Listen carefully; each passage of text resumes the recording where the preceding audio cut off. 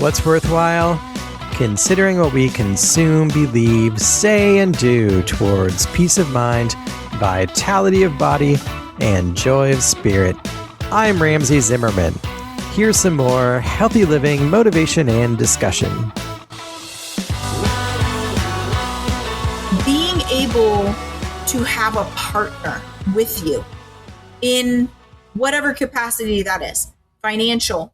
Can I talk to you and even share my spiritual beliefs and morals and values with you? Can I share my emotional needs with you? Or do I have to be, perfect and, completely like have this mask and this image that everything is good all the time? That's not safety. The safety comes with being who you are, living life, and there being no judgment, no dismissal, no minimization, not having it used against you later.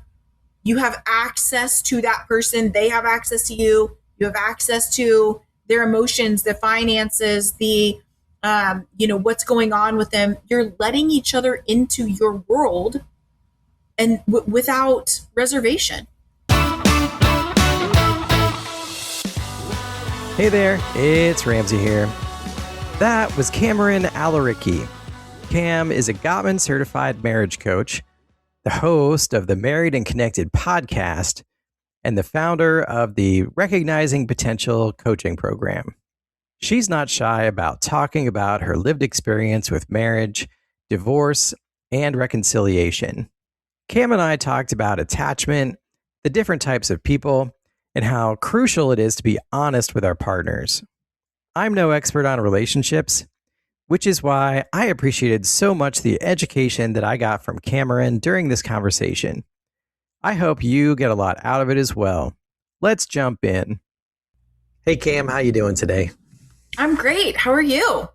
I am doing really well. I'm excited to talk to you today because, usually on the podcast, I talk to people a lot about holistic health in terms of like mind, body, and spirit. But I haven't had very many people on who are experts on relationships. And I've been sort of more focused on the importance of relationships and how that relates to health and that sort of thing. So happy to have you here.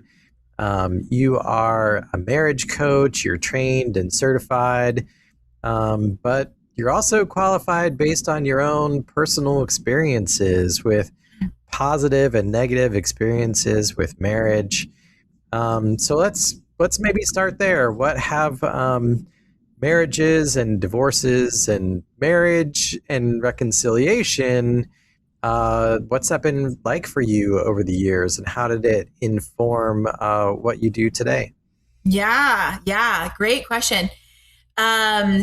This is what kind of makes me one of one out of, all of the marriage coaches. Most marriage coaches that you find, they've been married to the same person, and maybe they've had hardships in their marriage, as one does, but they've never actually been divorced and then gotten remarried, or they've never been divorced and reconciled. I only know of a couple that have gotten divorced and then reconciled with the same partner. What I will say, what it's taught me is that your childhood is going to basically map out everything that you're going to go through in your marriage if you have not worked through that. Nobody is technically qualified to be in a marriage until they've learned to be in a marriage. And there's so many different misconceptions that we take into marriage based on either Disney, what we grew up watching as kids, or our parents, what we saw growing up and what they did. And we just, gather that it's quote unquote normal. And it's actually, it what's normal is common, but it's not normal, right? Like it should, I don't know that there is a normal, but what's common is not a lot of times healthy. And I know that you experience that in all aspects in terms of what we eat and how we move and the thoughts that we think and everything. It's no different in relationships. So I have learned a great deal in terms of why I got married the first time, why that marriage ended in divorce, why I got married the second time, and why that marriage has worked so well with reconciling Well, and that sounds like we have a lot to talk about. unpack. Yeah. So why don't we start with, you know, being married and being a married person and being in that kind of relationship. I don't think that's something that is formally taught to us oftentimes. Um, I think that's such an interesting vision that we sort of learn from Disney or from stories what it should be, and then we're simultaneously experiencing maybe the marriage that our parents have. How is it that our experiences and the things that we see and perceive as young kids, early in life, how does that really set us on a path for what our own marriages are going to be like later in life? It's everything. So from birth to 3 is when our attachment styles are created. And so you will either have a secure attachment style because you know that your parents are always going to be there, always going to meet. And this is the key. They're always going to meet your emotional needs. I meet with clients all the time that will say, I had a great childhood. I don't know what you're talking about. Like, my childhood was amazing. And then when I say, okay, tell me about your emotional needs, were they met? Now it's like deer in the headlights of like, wait, no, actually, like, I was sent to my room and told to come out when I was quote unquote good, or, sometimes they met them, sometimes they didn't. And now I'm, super anxious in a relationship. So that's what's created there. But birth to 7 is when our subconscious is actually being created. So we're kind of in that theta state from birth to 7. We're like a sponge, like clean, just like soaking up every little thing. And more is caught than taught. So it's not like our parents sat us down and said, okay, this is what a healthy relationship looked like, because maybe they didn't have a healthy relationship. Most parents didn't. So what's happening is they're just repeating generational patterns, and we're picking that up. So what we're gathering as little girls, rather, we're looking at our dads and saying, okay, this is the type of man that I need to marry. And he treats my mom this way, and she thinks that this is acceptable. So this is how I need to be as a wife. This is how I need to be as a woman. This is how I need to be as a mother. And this is what I need to accept for my husband. And then we will choose that because that's what we think is strong and right and all the things.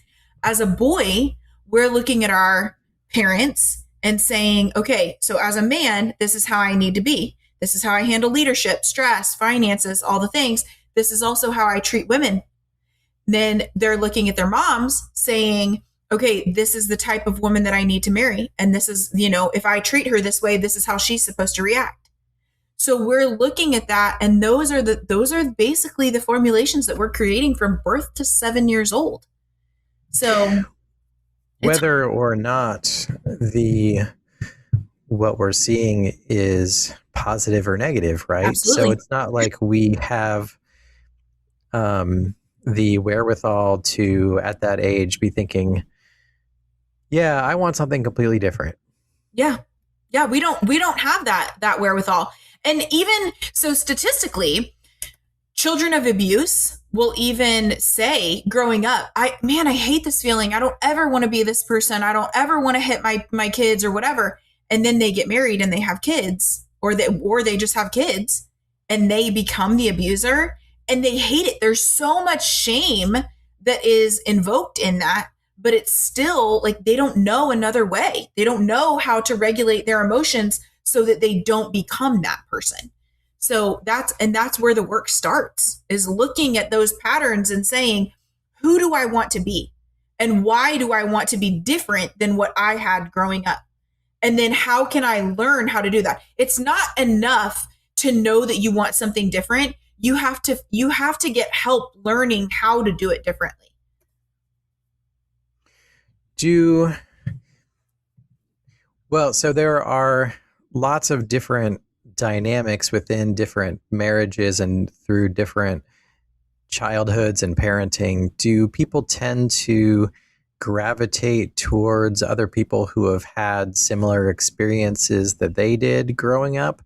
Or are there, do people end up very surprised because would they get married, but then they have radically different ideas about what marriage is because they grew up in different situations?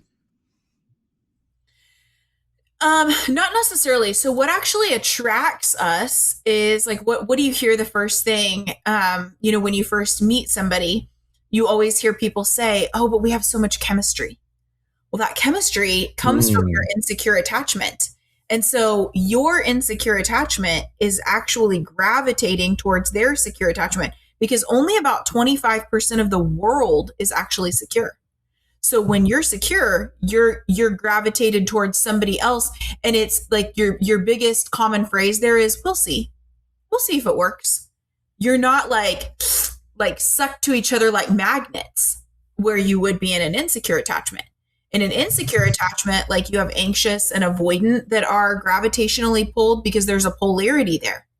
And so that chemistry that you're feeling is just your insecure attachment being attracted to the opposite of what theirs is. And this is actually what causes a lot of conflict in relationships because we don't understand each other. We don't understand, like, an anxious is going to need something different. They're going to have a different core wound, a different core need than what a dismissive avoidant would be. Fearful avoidants are really interesting because they can run the gamut of both anxious and dismissive avoidant in like a 10-minute time span. But their core needs and core wounds are even different than the others as well. And so it takes a lot of understanding and a lot of knowledge and a lot of working through that as individuals to become secure, to then decide, okay, is this actually attractive to me? And is this what I want for my relationship? And people just don't have that knowledge. It's just not taught. So before we get too far, can you give us kind of a working definition of attachment and what's the difference between secure and insecure attachment? Yeah. So your attachment is basically how you were parented and the attachment that you had to your parental figures or your caregivers as from birth to 3. Okay. Insecure. So if you're a dismissive avoidant, what's going to happen is you're going to look back on your childhood and realize that your parents weren't really there for you emotionally. If you had big emotions, if you had an emotional breakdown because you were told no or what have you, you couldn't have that toy, whatever, you were punished in some way for having emotions. You were sent to your room. You had to learn how to regulate on your own. Well, a child from birth till about almost 10 they don't have that capacity. Their brains, their prefrontal cortex, where they actually have logic and things, they're not operating on a prefrontal cortex. Neurologically, they're operating from their amygdala, which is all emotional brain. Okay. So they're actually using their parents to know how to regulate. So for instance, I have a 5-year-old son. So whenever he gets upset, his dad and I will say, "Do you need a hug right now?" And he, at this point, can say, "Not right now. I'm not ready." Okay, cool. And so we'll just sit there. We'll sit with him. But a lot of times our parents just left. They walked out of the room, whatever. We were just there on our own to figure it out. And so now, with an anxious, you either had one of two circumstances. Either you had parents that were maybe one parent that was really volatile, emotionally speaking, or like they had really big emotions, couldn't regulate themselves, or you had one parent who may have been really emotionally in tune with you and one parent that wasn't emotionally attuned at all. So it was almost like this constant like push pull of, okay, I don't really know what to expect. So you just become really hyper aware of all of the dynamics and the body language and tone and all of that in your household as a child. So you're literally constantly in fight or flight mode. So you're constantly anxious. Okay. You take that into a relationship. At the core center of it, everyone is basically afraid of being abandoned. But with a dismissive avoidant, they're afraid of being engulfed. So like, so I have a cup here, right? So you take this cup if you're looking at a dismissive avoidant, their capacity is only going to be about a quarter of this cup, right? But an anxious is going to be like 3/4 of this cup. So what happens when an anxious pours into a dismissive avoidant? They're completely overflowing with love and attention and all the things, and they're drowning. And so it's like, I'm suffocating, get me out of this relationship, get me out of here, right? And that's why they pull away and run away. But then what happens when a dismissive avoidant pours into an anxious? Their cup is only about 3/4 of the way full. And so like now we've got this dynamic that is like, well, you don't love me enough. And the other one's like, well, I feel like I'm in a prison because I can't, like, I don't have any autonomy. You want to be a 5th stage clinger with me all the time. And so like, this is where the conflict starts. You see what I'm saying? And then fearful avoidant, a lot of times fearful avoidant will have a lot of trauma as a kid. And that's the other insecure attachment that we've got. So that trauma is going to then invoke a lot of like fear of abandonment. They're going fear of betrayal. Being betrayed is a really big thing for a fearful avoidant.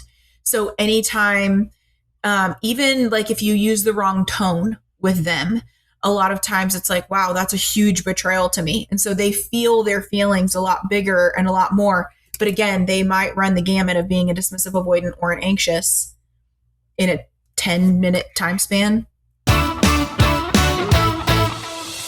We all feel it, the pressure to perform, keep up, move faster, all while staying present and connecting with our loved ones. It's a lot, I know. So join me live, weekly on Zoom, Tuesdays at noon Pacific time for sessions of Better Before Burnout, waking, eating, moving, and sleeping to beat stress and bring vitality. These sessions are interactive and customized. Each time, I go through the foundations of establishing vitality that carry you through your days and calm your sleep through your nights. I also focus in on particular practical strategies. Learn more and register online by visiting whatsworthwhile.net/better. Don't forget to use coupon code BLASTOFF for one free session. It occurs to me that with those different types of attachment in terms of how people relate to each other, you really need, in a relationship, you need to be able to identify two things. One, what is it? How are we ourselves? And then also, what is my partner and what is my partner like? Yeah. And so, how can people begin to understand those two things, begin to understand their own selves and begin to understand their partners?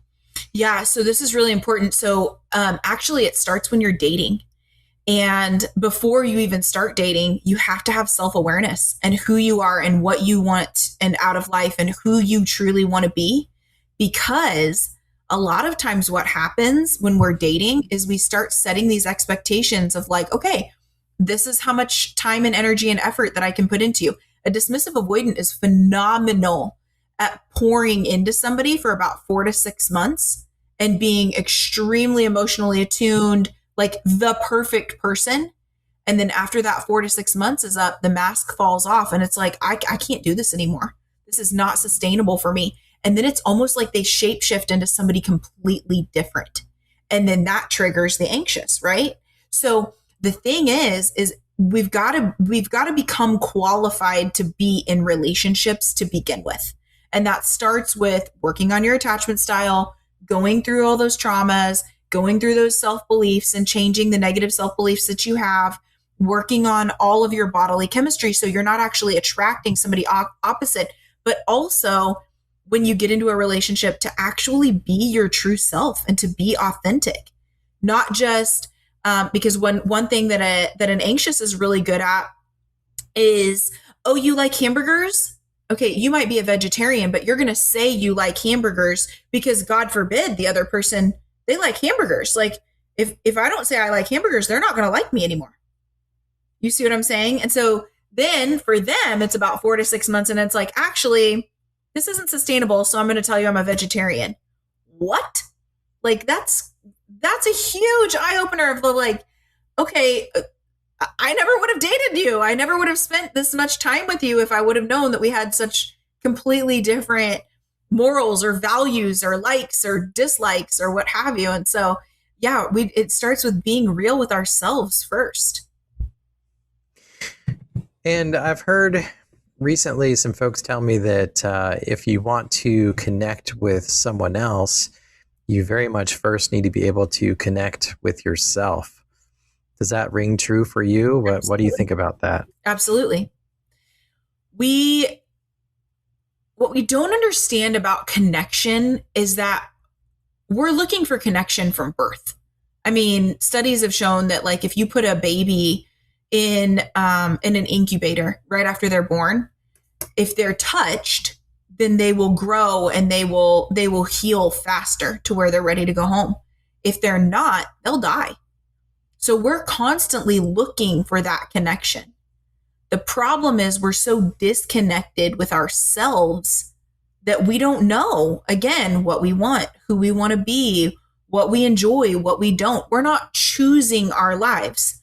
We're either going with the flow and going with what society says we have to do, or we are repeating generational patterns that we maybe never even thought of.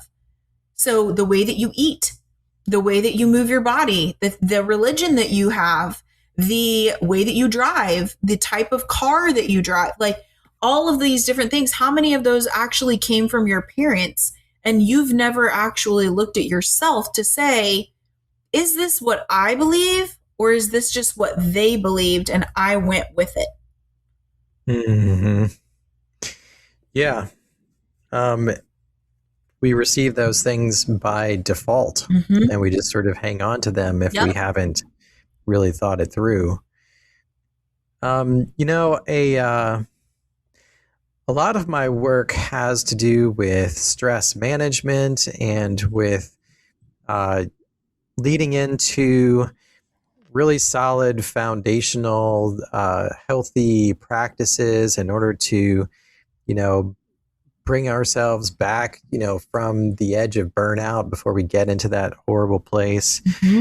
And I'm just wondering how much and to what extent and in what ways you see that connecting to how we have relationships, because I can think of lots of ways, but I'm wondering if that is something that you see and think about. I see it all the time. And it goes back to kind of what we were just talking about with the autopilot. We live 95% of our life on autopilot. We don't ever think about, okay, why am I choosing Netflix over talking with my partner for 20 minutes? Why am I, choosing A over, being with my family or connecting with them or what have you?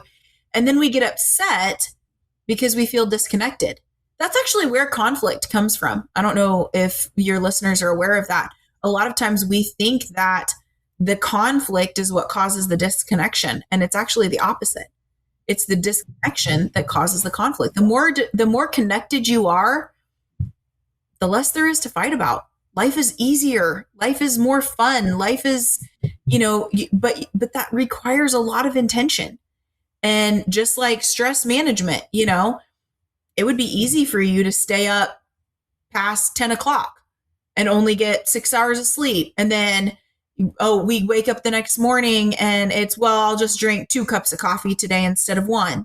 Well, now chemically, we're in this induced anxiety state that we basically chose, but didn't realize that we chose that.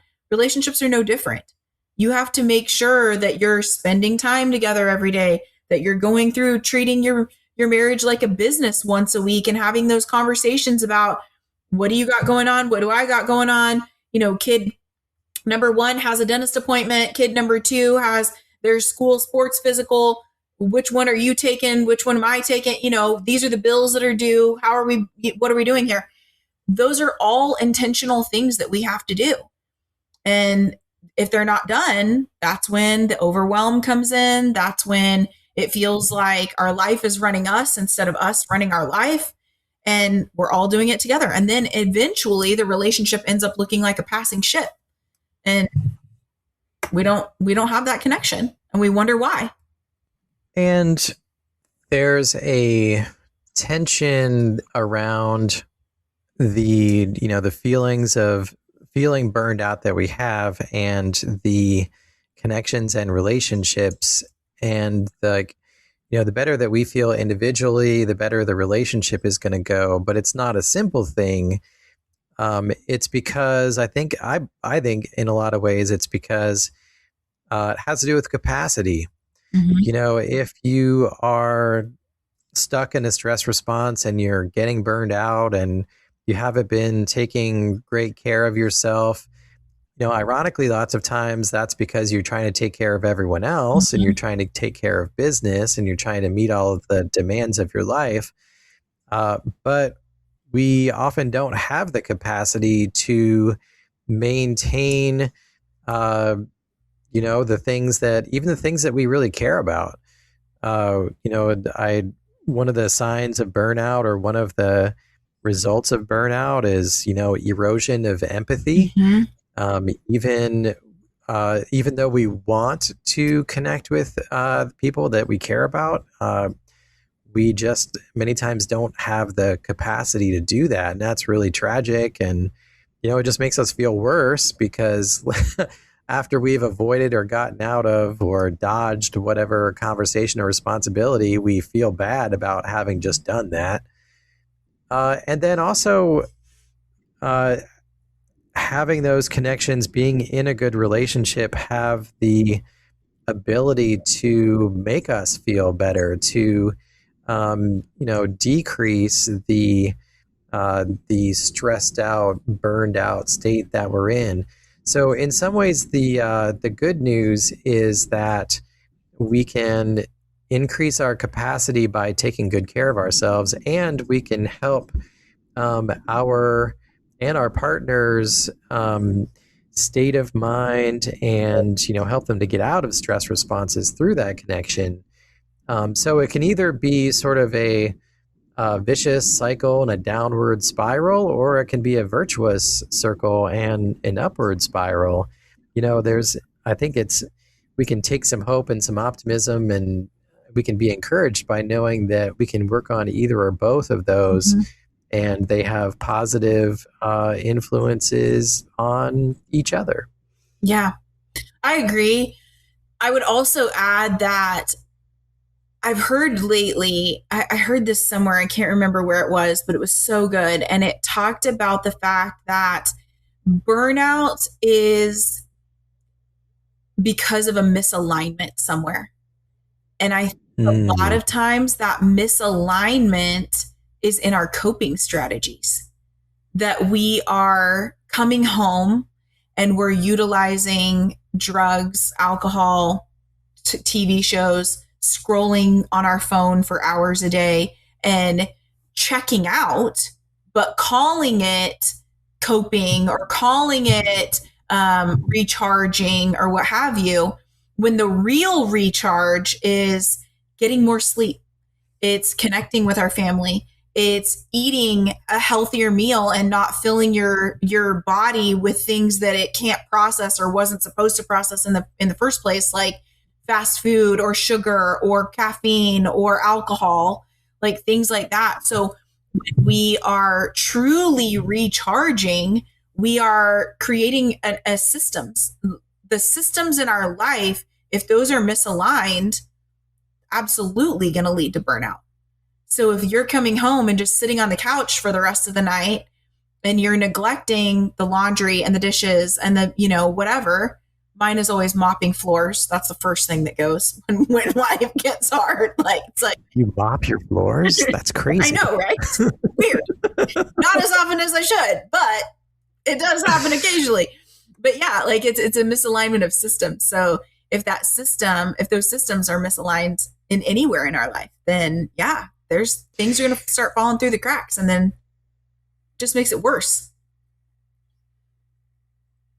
No, I think that's a great point, because we think that, oh, it's been such a rough day, I deserve this me time, Mm-hmm. right? Yeah. But it's really not doing the things that would actually help. It's really just you looking for quick hits of dopamine or whatever, like in the wrong ways. And it's often avoiding our partners, right? By going off and doing those various things. I wonder if, having a better awareness of these kinds of foundational health issues and the signs of burnout and that sort of thing, that if both partners sort of realize and understand that they're experiencing those things, or if one in particular really is, that understanding and helping each other through that time might be a way to increase that connection between the two of them. I think it would absolutely increase that connection. Vulnerability and humility are two of the most important and sexiest attributes that you can have in a relationship. The problem is that we hide it. Like, we're so afraid of rejection from our partner and from other people, or for being judged. We don't want to be judged. And so we hide our vulnerability. We don't bring it to the forefront. We don't ask for help. We don't say, hey, I'm really struggling in these areas. And one of two things can happen there. You can say, hey, I'm really struggling in this area and I don't really need a solution. I have the solution. I just haven't done it. Or you can say, I'm struggling in these areas and I have no idea what to do. Can you help me? But that takes a lot of vulnerability. And in a society that teaches you that vulnerability is weakness, this is where we're struggling. Well, I imagine there's a lot of husbands out there who would like to hit a home run, but, maybe getting really vulnerable with his wife might not be the first thing that would come to mind. But what do you think? How can he do it? Yeah. So the framework that I teach is actually, so that's step 3. The vulnerability is actually step 3. So if you look at it, husbands are going to love this analogy. Age-old pastime, American dream, baseball, right? So we think of this like baseball. Every time you or your partner come to each other to start talking, and it could be something as simple and stupid as like, hey, I saw a bird today. Or it can be huge of like, hey, I'm really struggling at work, or I need this, or I have that, or whatever. Doesn't matter. Anytime you're coming to your partner, it's called a bid for connection. Anytime you send a text and say, hey, how was your day? Anytime you walk up and just ask for a hug or reach out, those are bids for connection. The happiest couples actually turn towards each other 86% of the time. Okay. Now, here's why this relates to baseball. When your partner is the one speaking to you or bidding for connection, right? You become the batter and they become the pitcher. Then if you, let's say that they come to you and they say something like, hey, I saw a bird, or I listened to this cool podcast today. If you're like, oh, okay, and you walk off, you just struck out. They're bidding for your connection and you basically just let it fall flat on the floor. You drop the ball. So you struck out. Now, here's the thing. The more that you strike out, the more time that you have to wait in between times that they come to you to pitch again. So the more that you continue to strike out, the more time you're going to be sitting in the dugout waiting for them to come to you again. But let's say you hit it, okay? Let's say you turn to them and they're like, oh, okay, what was that podcast about? What kind of a bird was it? Whatever the case may be. Then you get to run to first base. First base is safety. This is the one thing that as I'm working with couples, I've worked with hundreds and hundreds of couples over the last almost 9 years. Almost every single one of them is struggling because they're missing first base. They're missing the safety. Financial, emotional, mental, sexual, spiritual. Can your partner be who they are in any capacity and they're not judged for it? They're not dismissed. They're not minimized, any of it, right? So that emotional safety is what's missing. Can your partner, do they have the space to come to you and say, I'm struggling. I need help. I need this. I want that. And you listen. Okay. Let's say you do master that. All right. Obviously, if you don't, you go back to the dugout. We start over. If you master that, you get to run to second base. Second base is connection. Men connect through shared activities. Women connect through open-ended conversation. This is why you'll see like the little old man at 80 years old that's like, well, you want to go outside and watch me while I work on the mower? No, she doesn't want to do that. But she'll take her knitting out there anyway, or her book or whatever, and she'll go, right? In my first marriage, it was fishing. My husband was an avid fisher. I hate fishing. There is a possibility for snakes out there, okay? But I will crisscross applesauce in my lawn chair and I will read my book while you run up and down the bank and fish, like whatever, right? So that's the connection that they feel. She's not getting anything out of that. Now, if you ask her an open-ended conversation that you would have when you were dating, what are your goals? What are your dreams? What are your stressors? What's your favorite flavor of ice cream? Why is that your favorite flavor of ice cream? Any of those questions, now she's feeling connection, okay? Once you have that, then you can move to the emotional intimacy. This is what we're all looking for. This is what we're looking for in one night stands, that then we wake up the next morning feeling like garbage because we didn't get it, because there's no vulnerability there. There's no trust. There's no, I know you know me, I choose you, even though I know all of your quirks, even though I know all of your, the things that are your flaws, and I choose you anyway. I trust that you're always going to have my back. I trust that we're going to stay and we're going to build something worthwhile, and we're going to fight for, through this life. Not fight each other, but, fight together. It's us against the world, not me versus you versus the world kind of thing. That's what we're missing. The problem, Ramsey, is that you can't be fully loved unless you're fully known. And you can't be fully known unless you're fully vulnerable and have humility. Once we have that emotional intimacy, that's when we get what we're looking for in the bedroom. The fireworks, the passion, the I desire you, you desire me. And it doesn't matter if both of us get off that night. All it matters is that we enjoyed the experience together. But we can't get past the safety, and we can't get past the emotional intimacy. We're trying to bat and then run to second base and wonder why we can't make it home without getting tagged out. Yeah. And that's what I teach. Well, that's a powerful analogy. And I think even in this conversation that we've been having, we sort of skipped past safety. So let's unpack that a bit more. What kind of safety are we talking about, and what makes safety in your mind? I'll just give some examples of things that I see a lot in my practice. And that is, the first one is financial safety, where both parties know what's coming in, what's going out, and where it's going. There's no secrecy. There's no lies. There's no hidden accounts. Something that I see quite a bit still, which is odd because, women have been able to get credit cards and stuff like that now since the early 80s without their husband's name. But a lot of times men will still have accounts that their women are not on.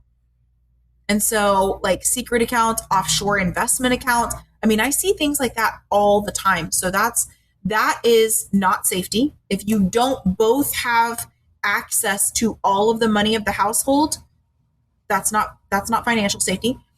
If you look at Maslow's hierarchy of needs, safety is security. Safety and security are one and the same. So it's, I'm not worried that my job is going to go somewhere or that I'm going to get fired. So anytime you're worried or you're stressed that this might not be there, you're not safe. And that's where our nervous system kicks in. This is why it's so important, because you have fight, flight, freeze, or fawn. We don't hear about freeze and fawn very often. And that's where your nervous system is very much going, like we're wired, right? We've talked about attachment styles. We're wired to look at our partner and be like, okay, if I do this, how are they going to react? If they're doing this, how do I need to react, right? So our nervous system is always online when we're dealing with other people.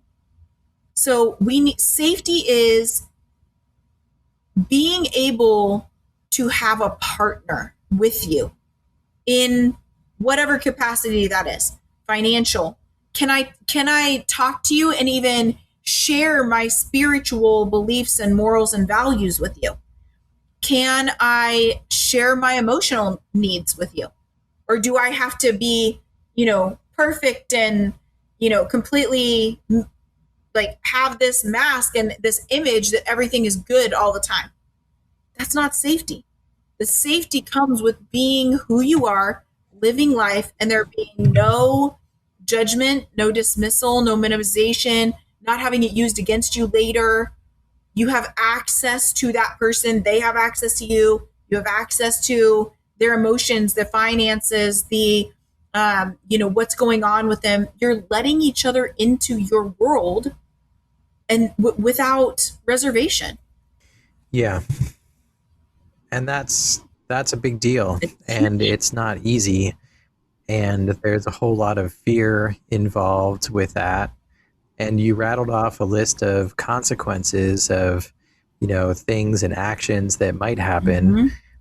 And people probably have experienced a lot of those consequences in other relationships that they've been in. They've probably witnessed, those consequences play out in their parents' marriage. Yep. Again, it gets back to, all of that early formation stuff. So what do you do with all of that? How do you, what kinds of work do you do with your clients? And, how do you sort of address those things? What kinds of things do you offer? Yeah. So when I'm working with couples, I work with couples and I work with individuals. And either way, it's kind of the same thing, that I will break you into parts. So I will work with both of you individually as a couple, or I do the same thing if I'm working with individuals. We break it down. We get clear down into those self-beliefs that were created from the trauma, whether it be trauma that you had when you were 3 or trauma that you had when you were 25. I break all of that down with you, figure out where it comes from, and help you rewire your brain to understand that A, that may have happened to you when you were a completely different person. B, that what partner, your very first boyfriend or girlfriend did to you, they're not the same person that this person is that you're married to, or the person that you're thinking about marrying. So you can't hold their mistakes against this other person, because that's not their responsibility. So we work a lot with self-accountability. Who do you want to be? What do you need to work through? What are your, traumas and filters and emotions and feelings that are coming up that are then causing all of these behaviors that are seen by this partner? So we work a lot with that. Emotional regulation is a really big one. I teach you to have and give safety, to have and give connection and provide that, and then also to have the emotional intimacy that then leads to the physical intimacy. So we work through all of that. It's about a 7-month process. It's very intense, but the longer you string it out, the longer you're going to have problems. So it's what I have found is that when people come to me, they like working in that intense environment because they see change very, very quickly if they're doing the work and they're actually participating and doing what I'm telling them to do. So that's kind of what I do. And yeah, like I said, it's really intense, but it's amazing the transformation that you'll have. You won't even recognize yourself from month 1 to month 6. Well, it's really significant, and it's fundamental to our lives. It's core and central, and anything worth doing is going to take time and effort. And marriage is theoretically, it's supposed to be a lifelong commitment. So 7 months is not a long time in comparison to a lifetime together. Where do people find you online? How can they get in touch with you? Where can they go to learn more? My website is www.recognizingpotential.com. My Instagram, I'm all over socials. So you can find me at married.and.connected. And then I have a podcast that comes out every Monday that is also called Married and Connected. So fantastic. Well, hey, Kameran, thank you so much for taking the time to educate me on things like connection and attachment and all that stuff. I got a lot out of the conversation. I'm sure that our listeners will too. And yeah, I just appreciate it. Thanks so very much. Thanks for having me. I really appreciate you having me on. Absolutely. Ready for more? Visit what'sworthwhile.net to listen to podcast episodes, master your response to stress by reading my book, Stress Response, available through Amazon, or to get better before burnout sets in by requesting the free guide. Regardless of where you are in your journey, I'd love to hear from you and talk about how we might move forward together. Please contact me, Ramsey Zimmerman, through the website or on social media like Instagram, Facebook, LinkedIn, or X. Thanks.